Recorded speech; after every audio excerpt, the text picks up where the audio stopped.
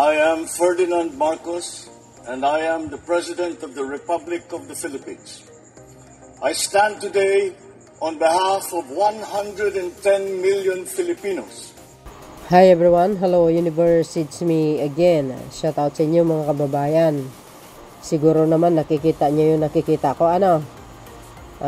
Yan po ay pag-aari ng Saudi Arabia sa kanilang mga, mga paggawaan ng langis. Naks naman. Ito po ay tinatawag na Aramco. Naku po, ang laki nito mga beswa, sa totoo lang. Ayan, shoutout sa mga Marcos Loyalist supporters, Filipino and OFW. The good news is, naku mga bes, grabe na ito. Ito, basahin po natin para kompleto, detalyado, malaking maitutulong na ito mga beswa sa Pilipinas. At magkikreate ito ng maraming trabaho. And goes. Investment for more. Di ba? Ito, basahin po natin Sabi dito mga kababayan, good news. Matapos ang 17 taon, muling nagbalik sa Pilipinas ang Saudi oil giant na Aramco sa pamamagitan ng bagong kasunduan sa Onyuel Petroleum Philippines Incorporation. Layunin ng naturang hakbang na palakasin ang pagpapalawak ng operasyon ng Unioil sa bansa. And goes. Mga kababayan, magandang balita to, no? So, ibig sabihin na tigil pala ito. Ang dekada na. Ayon sa Unioil, ayan, CEO na si Janisco Rojas Chua, ang pakikipagtulungan sa Aramco ay magbibigay daan upang mapalakas ang kanilang operasyon, mapahusay ang inobasyon at mapatatag ang kanilang posisyon sa wholesale at retail fuel market. Wow, maganda to mga beso. Sa ilalim ng kasunduan, nagmamayari na ang Aramco ng 25 stake sa Onyuel na may higit 160 gasolinahan at 4 na storage terminal sa buong bansa. Mula rito, makikinabang ang Unioil o Unioil, ayan, sa malawak na karanasan ng Aramco sa refining, supply at logistic network.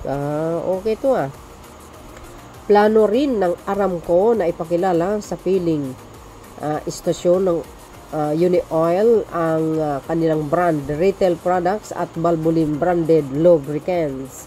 Ayon naman kay investment banker Juan Paulo Culit, ang pagpasok ng Aramco bilang strategic investor ay magpapalakas sa kakayahan ng Unioil na makikipagkompetensya sa mga pangunahing kumpanya ng langis sa Pilipinas.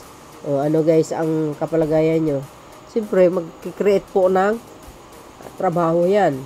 In short, hindi totoo ang mga ipinapakalat na wala nang nag-i-invest sa Pilipinas.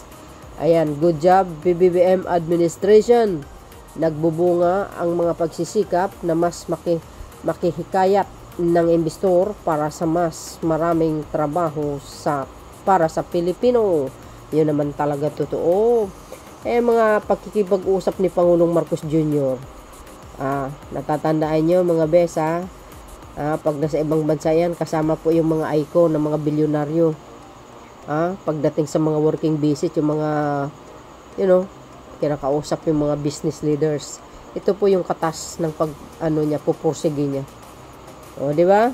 Sabi nga natin after 17 years, muling nag-i-invest sa Pilipinas ang Saudi Giant Oil Company na Aramco ngayong 2025.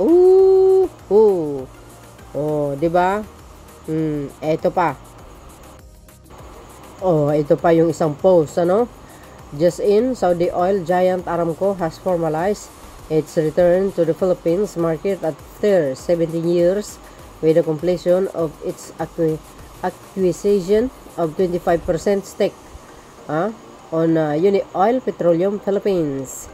With its comeback, Aramco aims to capitalize on growth opportunities and the high-value fuel market in the Philippines. Di Saudi Arabia, ayan, firm also plans to extend its brand retail products and Valvoline branded lubricants to select fuel station nationwide. O, di ba? Sabi sa inyo mga bes, just in Yan. Kaya yan ang sinasabi natin Pag ang pinuno talaga magaling, ganyan mga resulta. Siyempre, investment for more. Ganyan. Nako, maganda ito. Malaking may tutulong nito, mga beso, sa totoo lang. Well, anyway, ano po ang komento nyo tungkol dito? Well, ako, kung ikakabuti ng mamayang Pilipino at nakakatulong, siyempre, nakakatulong sa kumpanya nila, nakakatulong sa bansa, siyempre, magbabayad ng tax yan, di ba? Siyempre, sa manpower ng mga Pilipino, sisweldo pa sila, may trabaho pa sila, laking katulungan yan. So, yun mga beswa. Thank you for watching. See you again in my next upload. Bye, and baboos.